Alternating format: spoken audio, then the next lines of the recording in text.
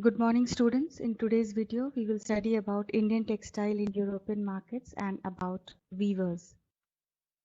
As we have already studied in our previous video about the popularity of Indian textile in the world market because of their fine quality, exquisite design and craftsmanship. They were exported to Southeast Asian countries like Java, Sumatra and Penang and West and Central Asia. With the advent of the English East India Company, European trading companies began buying Indian textile for sale in Europe. The craftsmanship of Indian weavers was world famous at that time. But this popularity of Indian textile in the market of England was a constant cause of worry for the wool and the silk makers in England. They started protesting against the import of Indian cotton textiles. And in 1720, the British government enacted a legislation known as the Calico Act, banning the use of printed cotton textile that was cheat or shins in England. So these British market was flooded with Indian cotton textile, which was not liked by the merchants in England. So they wanted their government to ban the cotton textile being imported from India. The English producers wanted a secure market, so they prevented the entry of Indian textile by the Calico Act. And the name of the act was also Calico, like the cloth which they brought from Calicut in India. It was known as Calico, and so the act was called the Calico Act. At this time, textile industry in England had just begun to develop. In 1764, a spinning jenny invented by John Kaye was another way to undermine the Indian competition in textile industry. You can see the picture of spinning jenny over there. The spinning jenny is a machine by which a single worker could operate several spindles onto which thread was spun. This helped the English textile industry in cost cutting of the cotton textile, as now the work of many workers could be done by a single worker. And again in 1786, the invention of the steam engine by Richard Arkwright revolutionized cotton textile weaving. Cloth could now be woven in immense quantities and at a very cheap rate.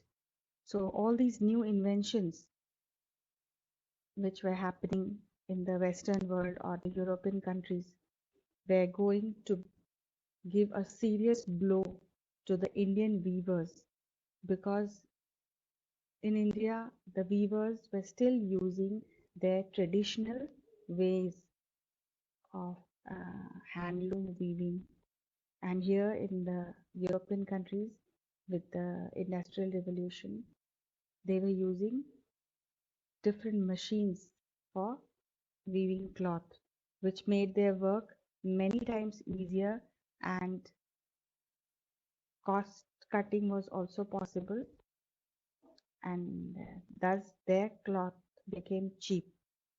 And in their comparison, the Indian clothes or the cloth material which was made in India by hand was costlier. You can see the spinning frame.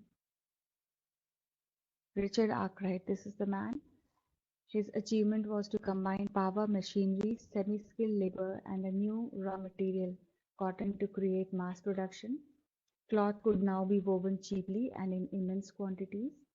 However, Indian textile continued to dominate world trade till the end of the 18th century. The Dutch, the French, and the English trading companies made huge profits from textile trade. These companies purchased cotton and silk textile in India and paid for it in silver earlier. But when the English East India Company gained political power in Bengal after the Battle of Plassey, it stopped paying for it with precious metals to buy the Indian goods. Instead, they collected revenue from peasants and zamindars in India and used this revenue to buy Indian textiles. So a lot of things changed after the English East India Company gained political power in Bengal.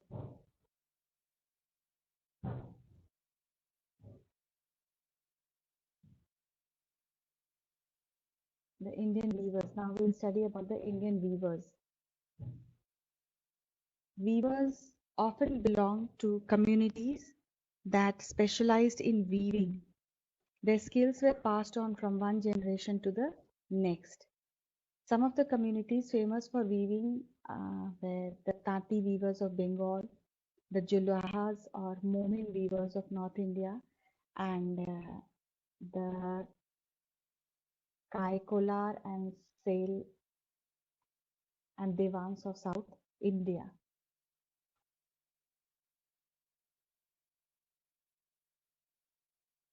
The textile industry of India was organized in a systematic manner and gave employment to millions of people in India. So, at the first stage of production was spinning. That was a work done mostly by women. Cotton was first spun into yarn. This was called spinning and was done by women. The charkha and the takli were household spinning instruments. The thread was spun on the charkha and rolled on the takli. You can see the picture of a woman. The spinning was after the spinning was over, the thread was woven into cloth by the weaver, and weaving was mostly done by men during those days. You can see a handloom weaver in the village weaving a cloth by hand. Then this is the picture of charkha, I'm very much familiar with. And again takli and charkha you can see here.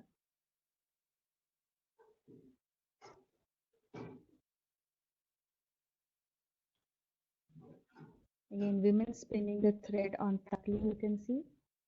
These are some paintings. Even nowadays also women they use the charkha to spin the thread and on the takli. A large number of women are engaged in this activity in India, and when the spinning of the thread is over, it is woven into cloth by the weaver. Earlier it was done on handloom. Even nowadays they use handloom, but most of the time it's nowadays all these weaving is done on machines. You can see a woman spinning the thread on the charkha and takli, and a man weaving the cloth. So this weaving was done in almost every house in India. It gave employment to a very large group.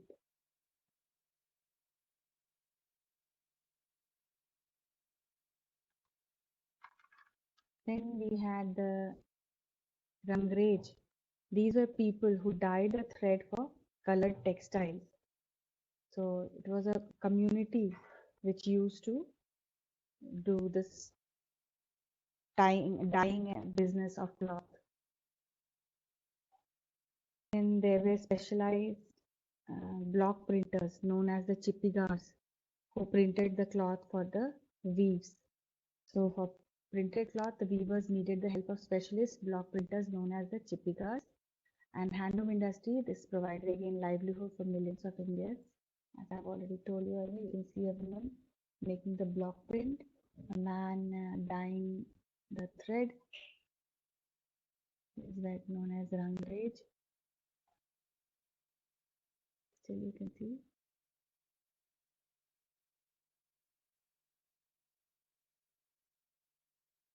And the block printers known as the chipkas.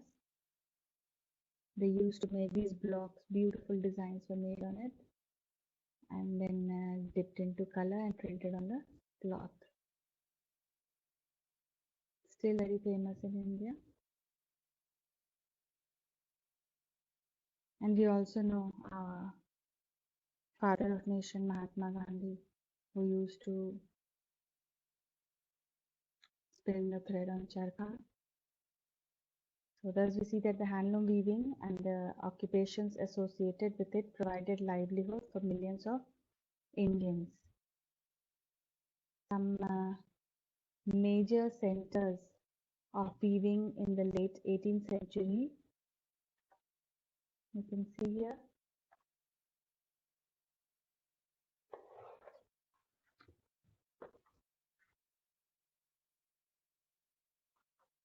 It's given on page number 84 in your book. If you look at the map, you will notice that textile production was concentrated in 4 regions in the early 19th century. Bengal was one of the most important centers located along the numerous rivers in the delta. The production centers in Bengal could easily transport goods to distant places. We have Dhaka in eastern Bengal, now in Bangladesh. That was the foremost textile center in the 18th century. It was famous for its Malmal and Jamdani weaving. And in the southern part of India, in the map, you will see a second cluster of cotton weaving centers along the Coromandel coast, stretching from Madras to northern Andhra Pradesh. And on the western coast, there were important weaving centers in Gujarat. So if you look very carefully, you will see all these things here. So for today, we have completed about who were the weavers, how was the textile weaving industry organized in India, and how did it pose a threat to the European weavers. In the next video, we will study about the decline of Indian textile industry. All this happened because of the Industrial Revolution which took place in Europe, and India, being a colony of the British, was not given the benefit of this Industrial Revolution. So we'll study about this in the next video. Some questions are here for you to answer. What was the Calico Act? What is spinning jenny? Who invented it and when? Again, you have 3 parts in this question. What is spinning jenny? Next part is who invented it, and in it again you have when. So the name, the date, everything has to be mentioned. Name some weaving communities of India. 4th question is who were Rangrej? Again 2 parts to it, A and B, and who were Chappigas. Then mention 2 technological innovations which revolutionized cotton production, and how did steam engine revolutionize cotton textile weaving. You will get the answers to all these questions if you read the chapter. Please read very carefully and answer all these questions in your copy. Okay, thank you children.